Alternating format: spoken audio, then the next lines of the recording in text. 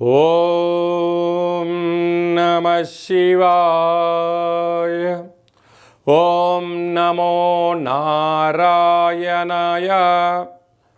కర్మ నరదృష్టి నివారణ కాళభైరవాయ నమో నమః.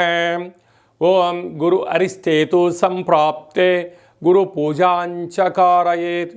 గురుధ్యానం ప్రవక్ష్యామి. విద్యా ఉద్యోగ విదేశీయాన రాజసన్మానోత్సవ గజసన్మానోత్సవ వివాహ తదనంతర పుత్ర పుత్రిక సంతాన సంబంధిత అరిష్ట దోషపీడోప ఉపశాంతయే. హరి ఓం. మా ఛానల్కి స్వాగతం. చూస్తున్న వీక్షకులకు ప్రేక్షకులకు ప్రియ కాళభైరవ భగవద్బంధులకి స్వాగతం పలుకుతూ మమ్మల్ని ఎంతగానో ఆదరిస్తూ ఉండబడినటువంటి ప్రియ సోదర సోదరీమణులకు, సనాతన ధర్మ సంరక్షకులకు, జ్యోతిష్ అభిమానులకు, పుష్కర స్నానం చేసేటువంటి ఆధ్యాత్మిక భగవద్బంధువులకి, అంటే 12 ఏళ్ళకు ఒకసారి మనకు పుష్కరాలు వస్తూ ఉంటాయి. కుంభమేళ, అర్ధ కుంభమేళ, మహాకుంభమేళలో స్నానం చేసే వారందరికీ మరొక్కసారి చిన్న విన్నపం ఏమిటయ్యారగా, వృషభ రాశిలో నుంచి దేవగురు బృహస్పతి మిథున రాశిలోకి ప్రవేశం జరుగుతుంది. కనుక మనకు సరస్వతి మాత అంటే సరస్వతి నది పుష్కర మహోత్సవ కార్యక్రమాలు జరుగుతూ ఉన్నాయి.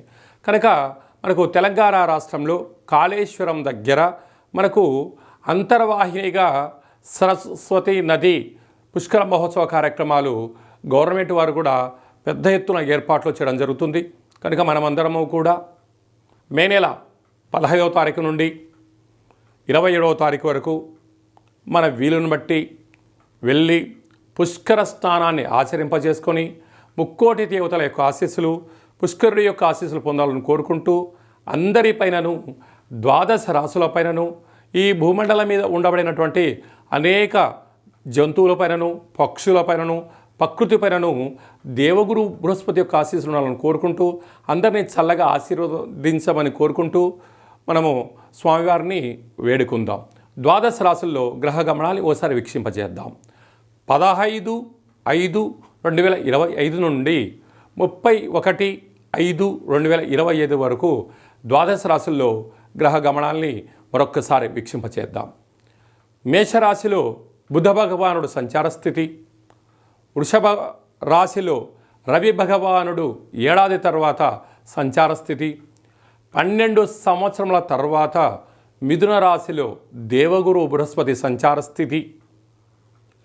కర్కాటక రాశిలో కుజ భగవానుడు నీచభంగ రాజయోగ సంచార స్థితి. కన్యరాశిలో కేతు సంచార స్థితి. మీనరాశిలో శుక్ర భగవానుడు, శని భగవానుడు, రాహు భగవానుడు సంచార స్థితితో ప్రారంభంలో ఇలా ఉన్నాయి. 19వ తారీఖు 5వ నెల 2025 నుండి రాహు భగవానుడు కుంభరాశిలోకి సంచార స్థితి, కేతు భగవానుడు సింహరాశిలో సంచార స్థితితో 12 రాశుల్లో గ్రహ గమనాలను మనం ఒకసారి వీక్షింపచేసాం. కుంభరాశి వారికి ఏలనాటి శని చివరార్ధ సంచార స్థితిగా సంచారం చేయనప్పుడు 12 సంవత్సరాల తర్వాత దేవగురు బృహస్పతి సప్తమంలో విశేషంగా సంచారం చేసినప్పుడు ఎలాంటి యోగం ఉంటుందో, అలాగే సంతాన స్థానంలో కూడా అలాంటి యోగాన్ని ప్రసాదించే పరిస్థితి ఉంటుందని చెప్పి కూడా గమనించాలి.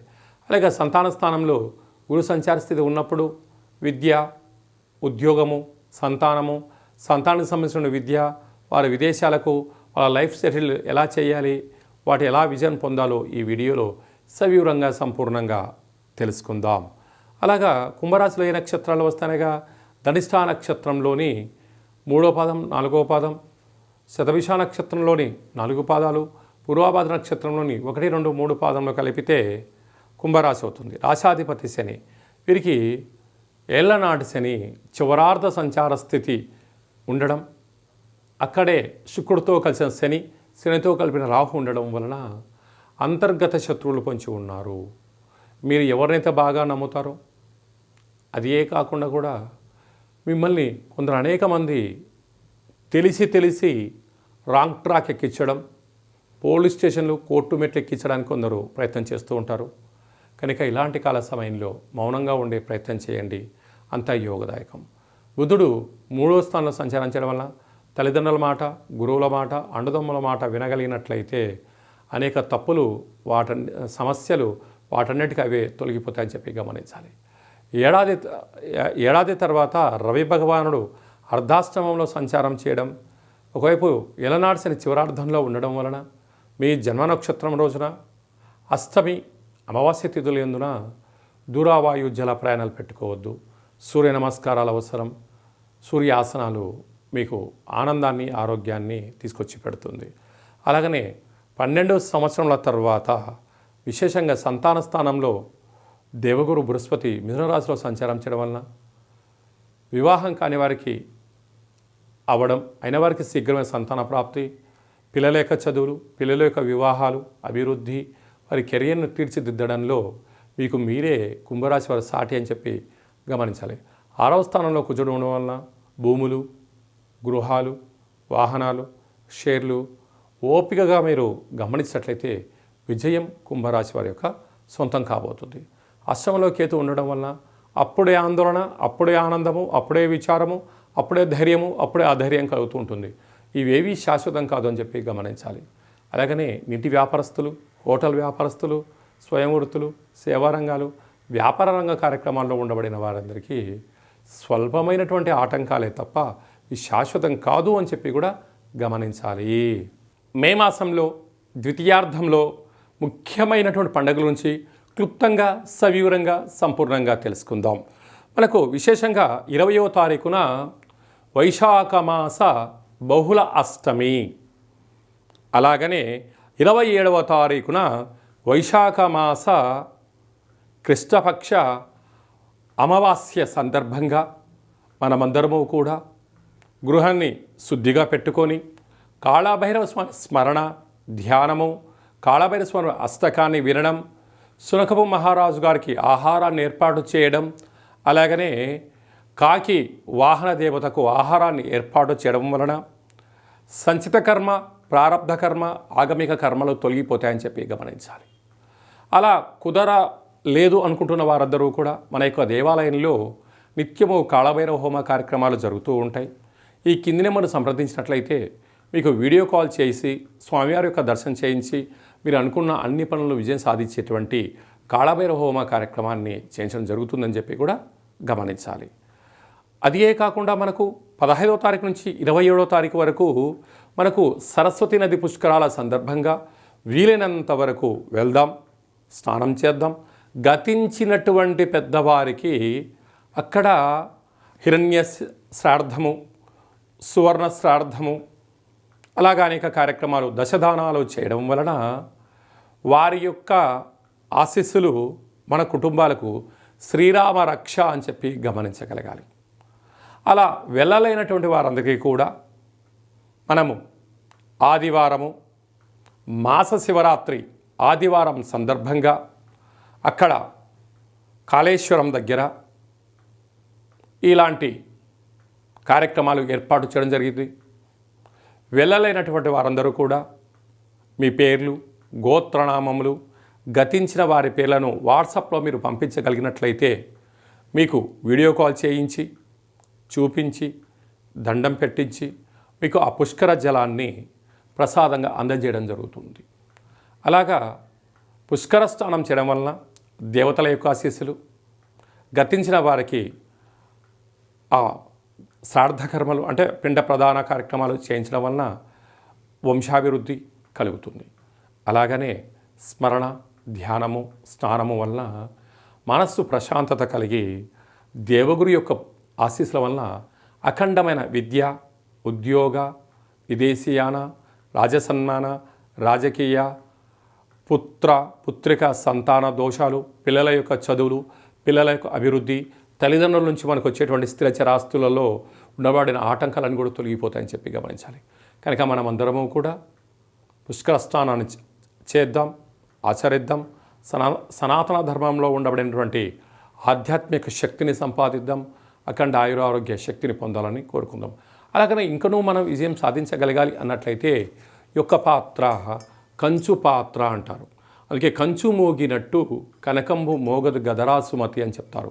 అలాగే ఈ యొక్క కాలభైరవ స్వామి వారి యొక్క అక్షయ పాత్రను గృహంలో ఉంచుకొని ప్రతిరోజు ఉదయం కుదరలేదు సాయంత్రం పూట ఇలా శబ్దం చేయడం వలన ఓంకార శబ్దం రావడం జరుగుతుంది.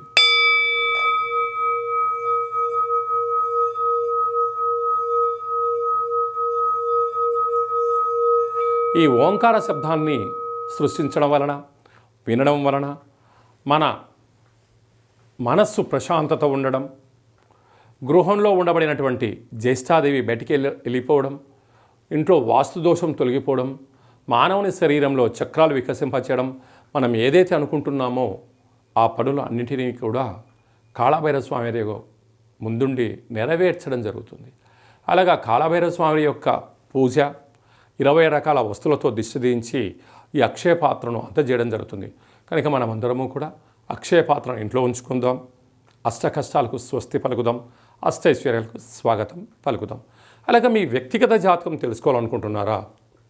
మీరు పుట్టినటువంటి తేదీ, నెల, సంవత్సరం, సమయం, మీ పేరు రాసి ఆన్లైన్ ద్వారా కానీ ఆఫ్లైన్ ద్వారా కానీ మీరు పంపించగలిగినట్లయితే 100 సంవత్సరాల జాతకాన్ని రాసి పంపించి మీరు పుట్టినప్పుడు గ్రహ గమనాలు ఎలా ఉన్నాయి, ప్రస్తుతం ఎలా ఉంటున్నాయి, రాబోయే కాలంలో ఎలా ఉండబోతున్నాయో సవివరంగా సంపూర్ణంగా తెలియజేయడం కూడా జరుగుతుంది. చాలామందికి డేటా ఆఫ్ బర్త్లో లేనటువంటి వారికి మీ పేరు యొక్క మొదటి అక్షరాన్ని అనుసరిస్తూ రాశిని తెలియచేస్తూ స్థితిగతులను తెలియచేస్తూ రమణ శాస్త్రం ద్వారా అనగా గవ్వళ ద్వారా కాళభైరవ ఉపాసన చేత భూత భవిష్యత్ వర్తమానాన్ని తెలియజేయడం జరుగుతుంది. కనుక జాతకాన్ని తెలుసుకుందాం, జీవితంలో రాబోయేటువంటి అడ్డంకులను తొలగించుకుందాం, ఐశ్వర్యాన్ని ఆనందాన్ని పొందుదాం, అద్భుతమైన యోగాలను మనం సొంతం చేసుకుందాం, మన గ్రామ రాష్ట్ర దేశ ప్రపంచ స్థాయి వరకు అందరం ఎదగాలని కోరుకుందాం. కనుక జాతకం తెలుసుకోవాలనుకుంటున్న వారందరూ కూడా అపాయింట్మెంట్ తీసుకొని సంప్రదించగలరు. అలాగా వివాహం కాని వారికి ఎందుకు వివాహం అవ్వడం లేదు, జాతకాలు ఎలాంటి దోషాలు ఉన్నాయి, ఎలాంటి అబ్బాయి ఎలాంటి అమ్మాయిని వివాహం చేసుకోవచ్చు, ఎలాంటి అమ్మాయి ఎలాంటి అబ్బాయిని వివాహం చేసుకోవచ్చో తెలియచేయడం జరుగుతుంది. వివాహం అయినటువంటి దంపతులు తరచుగా చిన్న చిన్న విషయాలకు గొడవ పడడం, విడిపోయేంత వరకు తీసుకొస్తూ ఉంటారు.